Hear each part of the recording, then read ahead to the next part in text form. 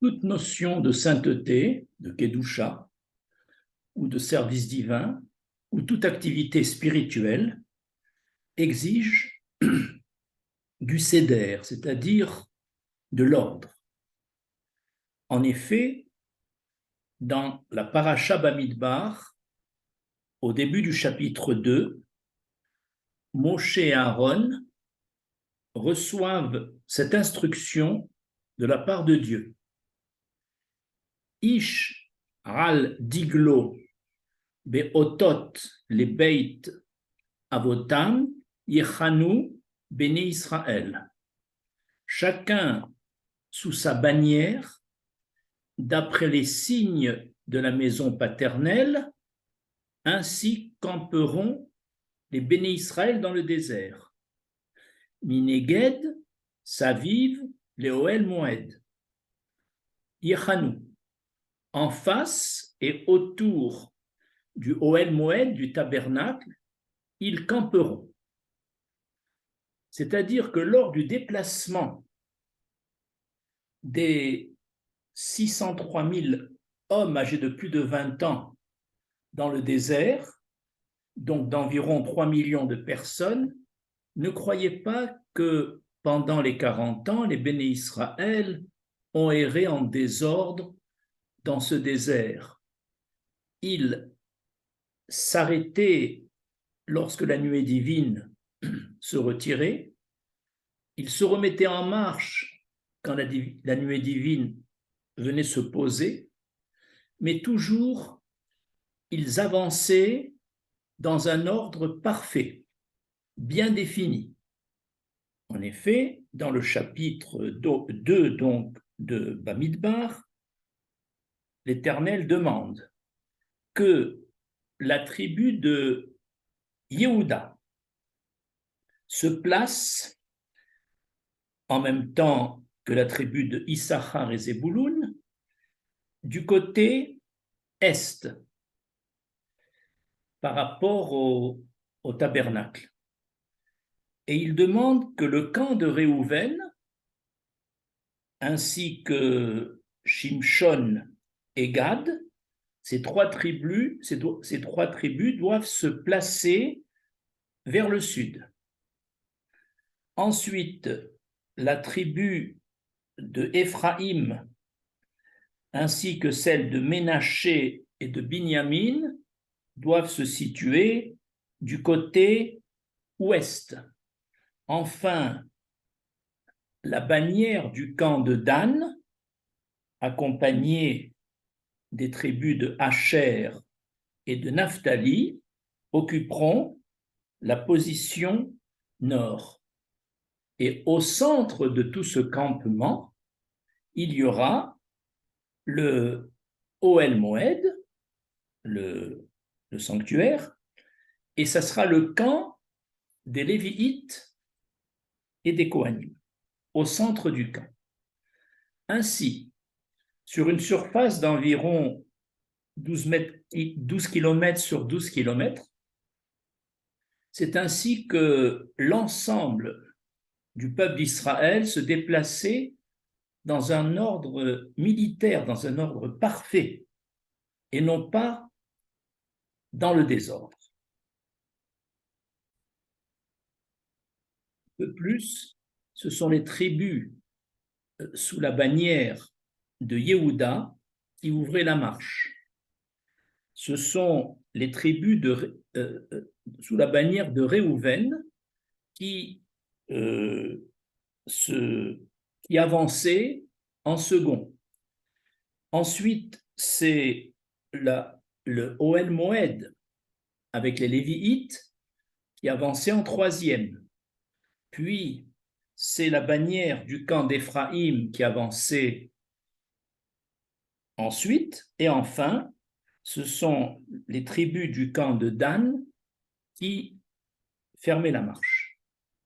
Autrement dit, tout était bien régulé lors de ces déplacements dans le désert pendant ces 40 ans où nous étions sous une influence spirituelle très forte grâce à Moshe Rabbeinu Et au cours de cette ascension, on ne campait pas n'importe comment, on ne se déplaçait pas n'importe comment. Tout était bécédaire, bien organisé, bien ordonné.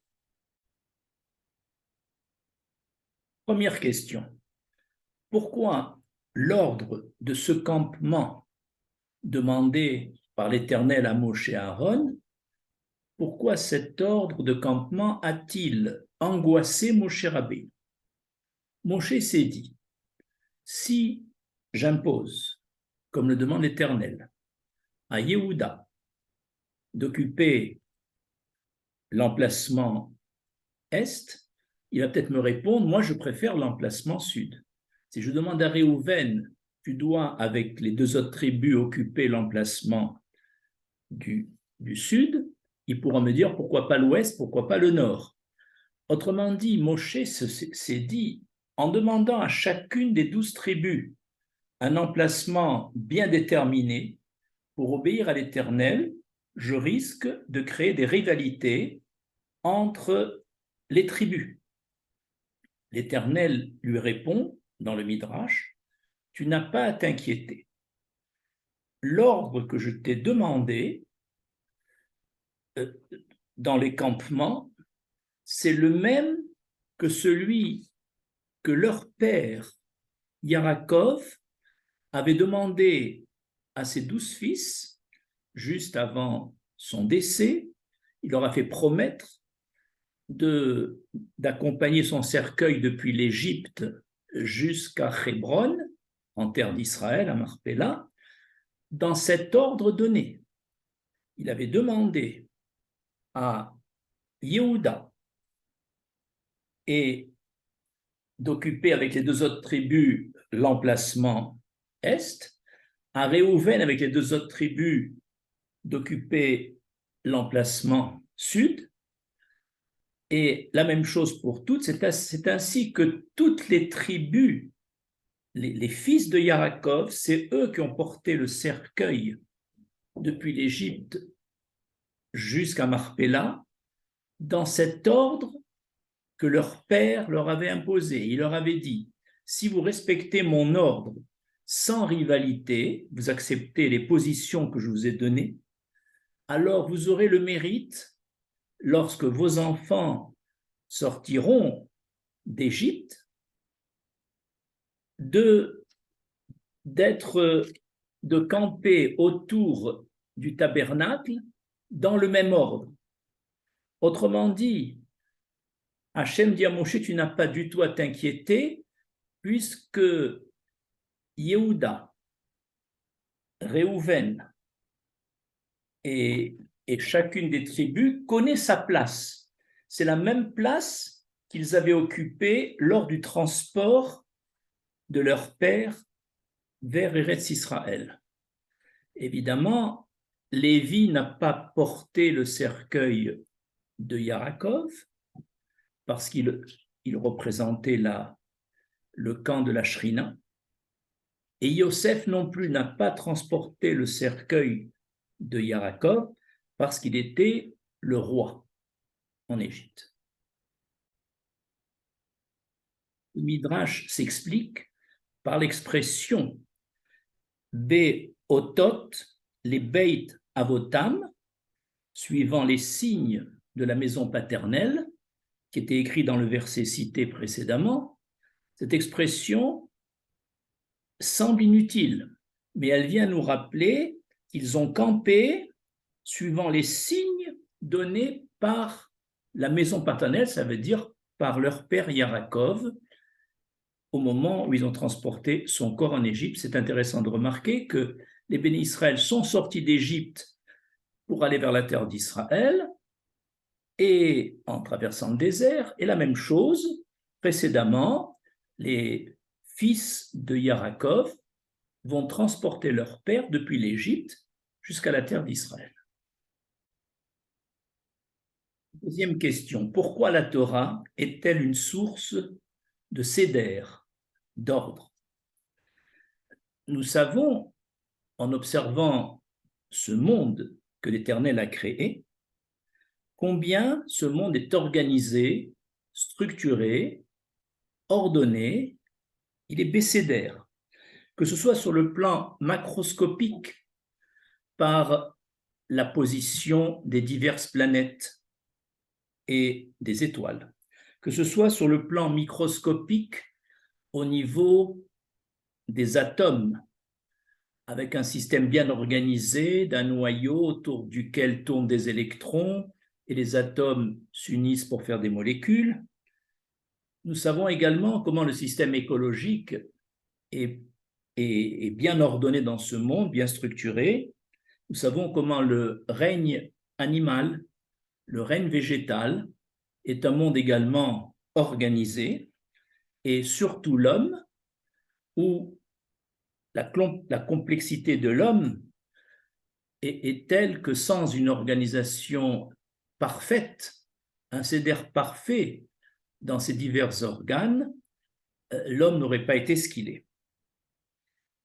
Nos sages disent que istakel beoraïta ou bara rolamo, Dieu a observé sa Torah, qui avait été créée 2000 ans avant le monde, et c'est en observant la Torah, c'est-à-dire en se basant sur le plan de la Torah, que Dieu a créé son monde, aussi bien le monde minéral que végétal, que animal et humain. Et cela prouve, vu l'extrême perfection de tout ce monde, bien organisé, bien messoudar, bien ordonné, que puisque Dieu a pris modèle sur la Torah pour le construire, c'est que la Torah est donc une source d'ordre.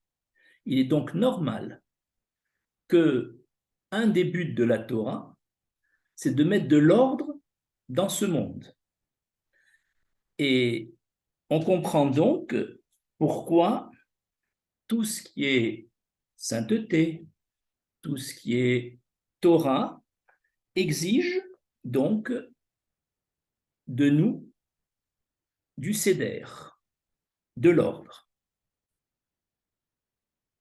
Pourquoi dans le monde spirituel, il n'y a pas de place à l'improvisation ou à un changement de place ou même à un changement de rôle. C'est pourquoi dans le Talmud Rarachin, à la page 11, il est écrit que parmi les Lévites, les uns avaient le rôle de chanter en accompagnant les sacrifices. D'autres Lévites avaient le rôle de garder les portes du temple. Eh bien, le Talmud dit que si celui qui chantait échange son rôle avec celui qui était portier ou inversement, chacun était condamnable à mort. Pour montrer la rigueur sur le plan spirituel du CEDER. Le CEDER, chacun a sa fonction, chacun a son rôle, et on ne peut pas permuter. Ni la place qu'on occupe, comme Yehuda, qui était à l'est, ne pouvait pas se trouver même une seule fois au sud du tabernacle. Il fallait qu'il soit à l'est.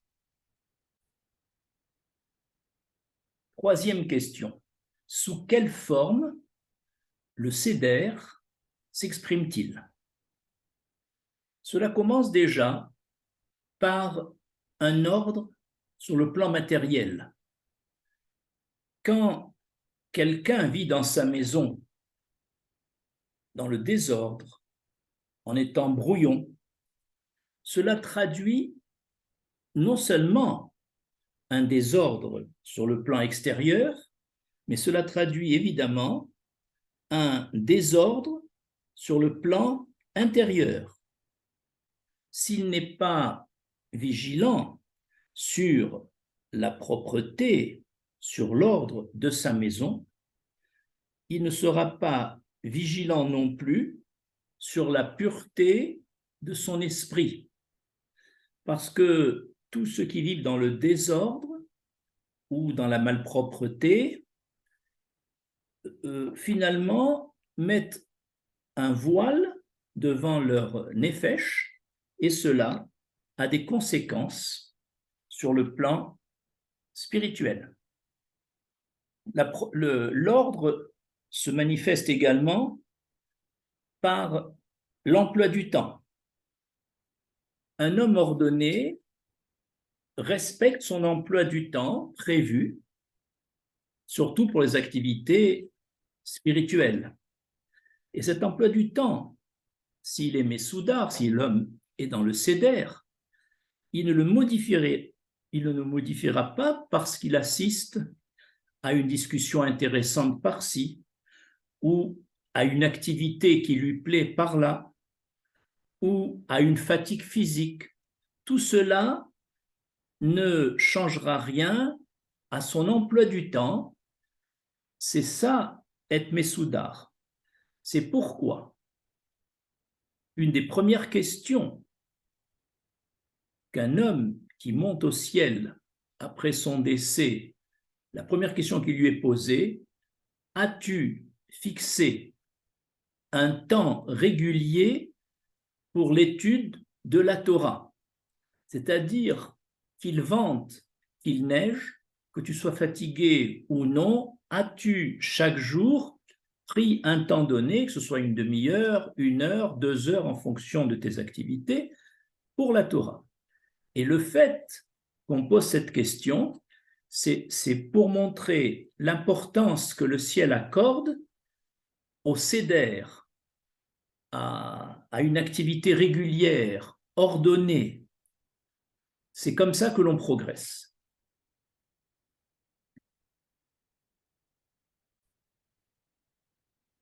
Le seder se manifeste également dans le domaine financier. Le désordre financier est un signe de manque de seder. Bien que les problèmes financiers sont des problèmes bassement matériels d'argent, l'argent peut prendre un caractère spirituel par la tzedaka que l'on fait, par l'utilisation que l'on en fait, etc. Si un homme fait son budget et vit avec son budget, vit avec ses moyens, et non pas dans un désordre financier où il ne s'en sort pas s'il fait des dettes et des dettes, eh bien cet homme doit avoir un cahier de tzedaka, un cahier sur lequel il note ses revenus, et il doit chaque mois en donner un pourcentage entre 10 et 20% aux pauvres, aux veuves, aux orphelins, aux yeshivot, etc. Autrement dit, il y a ici une obligation d'avoir des comptes exacts. On ne donne pas la tzedaka à l'à peu près. Beaucoup de gens vous disent, oh, moi je donne tellement que j'ai dépassé 10%. En général, ce n'est pas vrai. Il faut des comptes précis. Eh bien, un homme messoudar doit avoir son cahier de comptes et payer sa tzedaka vraiment au centime près chaque mois par rapport à ses revenus nets. Nous avons aussi, c'est dans les petites choses souvent que l'on décèle le seder de quelqu'un. Si quelqu'un a les lacets détachés et il ne les rattache pas, un bouton manquant, c'est des petites choses de rien du tout, et il reste 10 jours avec ce bouton manquant dans sa veste, c'est un signe de manque de seder. Également, on peut dire que lorsqu'un homme a le choix entre 2 activités, le choix entre ces 2 activités va dépendre de son état de seder. C'est-à-dire, être bécédaire, c'est savoir quelle est l'activité principale et quelle est l'activité secondaire. Qu'est-ce qui, dans un problème, est principal, qu'est-ce qui est secondaire? Cela fait partie également du seder. Eh bien, la Torah exige de nous, pour notre progression spirituelle, de faire des efforts d'être Messoudar, donc de vivre une vie ordonnée.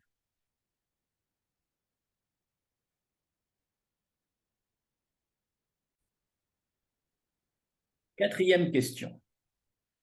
L'ordre et le désordre sont-ils contagieux? Réponse oui. Lorsqu'on vit dans une maison où tout est en désordre, les enfants, inconsciemment, intègrent cette notion de désordre et il leur sera difficile d'être bécédaire. Inversement, dans une maison où l'ordre règne, évidemment, ça facilite chez les enfants, quand ils grandiront, cette notion d'ordre.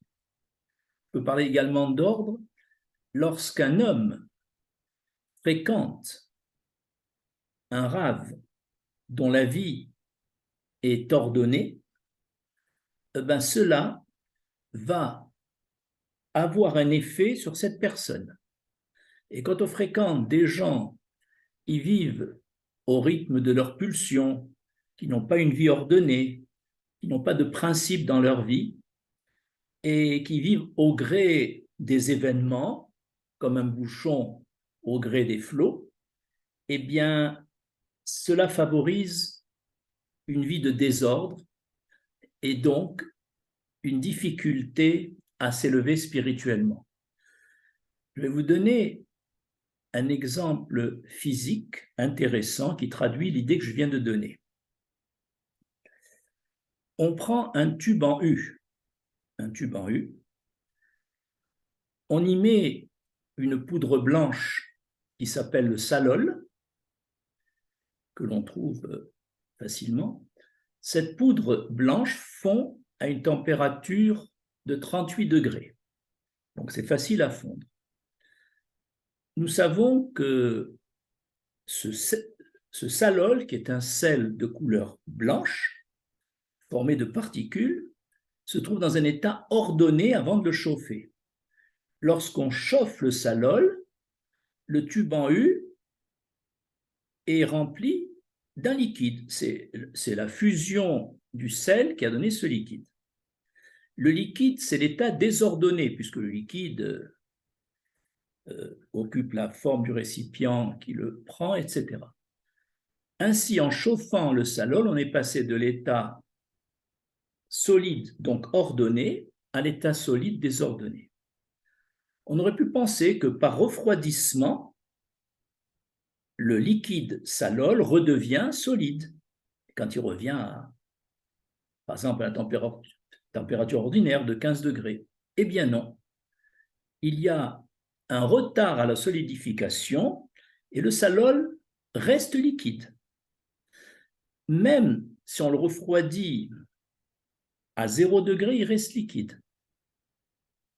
Par contre, si dans ce tube en U où se trouve le salol liquide, on introduit une petite particule, toute petite,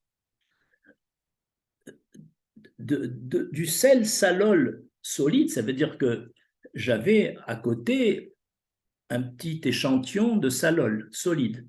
Je mets un grain de ce salol dans une des branches du tube en U et en quelques secondes, on voit le grain d'ordre, le grain qu'on a mis, se développer de lui-même naturellement et tout le liquide, au fur et à mesure, en commençant par la partie où j'ai introduit le grain, tout le liquide du tube en U redevient solide. C'est-à-dire qu'il y a eu une influence, le grain d'ordre a eu une influence sur le liquide qui traduit le désordre. En un mot, dans une société désordonnée, dans une communauté désordonnée, la présence d'un homme qui représente le seder, l'ordre, a une très grande influence sur cette société. Donc, c'est pourquoi j'ai commencé à dire, oui, le seder est contagieux et le désordre aussi est contagieux. Cinquième question. quel rapport existe-t-il entre le Seder, le Shalom et la Torah? Il est évident que quand un homme ne vit pas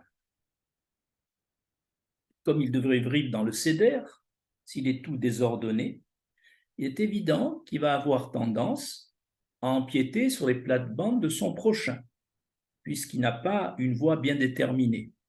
Et donc, l'absence de Seder, le désordre, mène à la marloquette. La marloquette, c'est la discorde entre deux personnes qui souvent est basée sur deux personnes dont une d'entre elles ou les deux vivent dans le désordre et automatiquement la marloquette s'installe. Par contre, lorsque deux personnes vivent chacune bécédère avec une vie bien ordonnée, cela va favoriser l'unité entre ces deux personnes, le shalom, donc la paix entre ces deux personnes, et comme nos sages disent que, c'est Shlomo Ameler qui dit dans Michelet, Darkea, Darke Shalom, les voies de la Torah sont des voies de shalom, automatiquement, parce que deux personnes ont vécu avec Seder, qu'il y a très peu de chances qu'il y ait un conflit entre elles, donc le shalom existe, et du shalom, on aura le mérite de recevoir la Torah, on sera digne de recevoir la Torah, qui, elle, la Torah, est un signe de shalom. Et en même temps, la Torah, on a déjà dit au début, c'est une source d'ordre. Et c'est pourquoi d'ailleurs nous avons reçu la Torah le jour où il est écrit Vayichan Israël Neged Ha'ar. Israël, jusqu'à présent, il est écrit Vayichanu, Vayichanu, c'est-à-dire ils campaient chacun pour soi. Mais au moment de Matan Torah, ils ont retrouvé leur unité, ils ont campé comme un seul homme, d'un seul cœur pour recevoir la Torah, et cela a favorisé cette réception.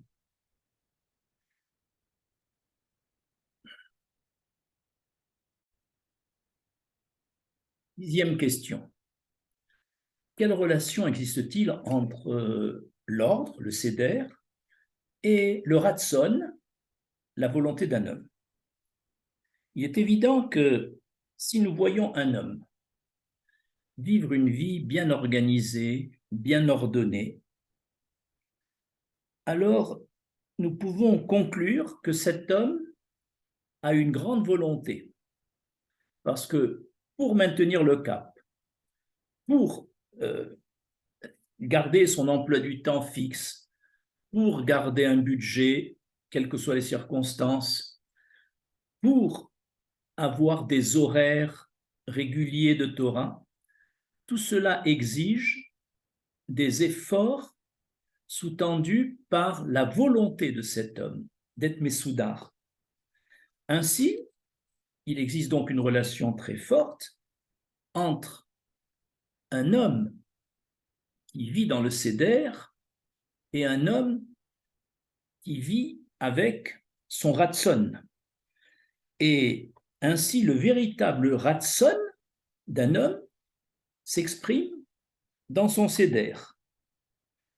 Et aussi le Seder témoigne de son Ratson. Je conclus ce cours en disant également que un homme qui est Messoudar lutte beaucoup plus facilement contre le mauvais penchant, le Yetzer Hara, qu'un homme qui est brouillon, désordonné dans sa vie. Parce que le Yetzer Hara a comme prise les gens, justement, qui n'ont pas de Seder, qui n'ont pas de barrière protectrice. Et le Yetzer Hara attaque fortement les gens qui vivent de façon brouillon, non ordonnée. Et également, le Yetzer Hara attaque les gens qui sont excessifs. Un homme Messoudar est un homme modéré, est un homme qui n'est pas excessif. Par exemple, à un moment, Moshe Rabbeinu, lorsqu'il a reçu son beau-père Yitro, Moshe a eu un côté excessif où c'est lui qui prenait en main toutes les questions et cherchait à répondre à toutes les questions. Il était très fatigué, il n'en pouvait plus, jusqu'à ce qu'Yitro lui dise, Moshe, ton rôle, tu ne pourras pas continuer à le jouer comme ça, il faut être plus modéré. Laisse les grandes affaires pour toi et les petites affaires, tu les donnes à tes adjoints. Ainsi, Yitro a donné un conseil de modération pour calmer le côté excessif de Moshe Rabbeinu, et Moshe a accepté. Ainsi, dans un homme bécédaire est un homme modéré, non excessif, et cela va beaucoup l'aider dans sa lutte contre le mauvais penchant. Je vous remercie.